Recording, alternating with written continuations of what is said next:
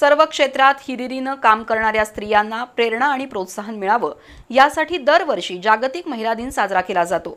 महिलांनी स्वतःमधील क्षमता ओळखून स्वावलंबी होऊन आपल्या कर्तृत्वाचा ठसा उमटवावा असं आवाहन पर्यावरणवादी कार्यकर्त्या आणि उद्योजिका दीपा देशपांडे यांनी केलं। समिधा प्रतिष्ठानच्या वतीने आयोजित कार्यक्रमात त्या बोलत होत्या। क्रांतिज्योती सावित्रीबाई फुले यांची पुण्यतिथी आणि महिला दिनाच्या निमित्तानं कोल्हापुरातील समिधा प्रतिष्ठानच्या वतीनं विशेष कार्यक्रम झाला।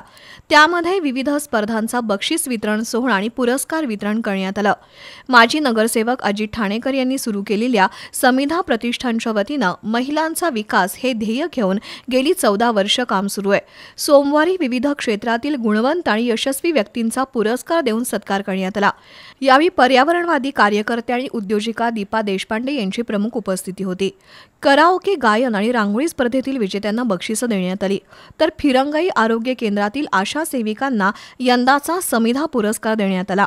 यावेळी बोलताना दीपा देशपांडे यांनी महिलांनी स्वतःसाठी वेळ देण्याचा संकल्प करा असं आवाहन केलं।